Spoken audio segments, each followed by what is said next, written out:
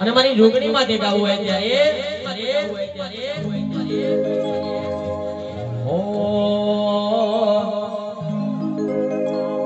અરે ફૂલડે વધાવો મારા દેવોને રે કંકુડે વધાવો જોગણી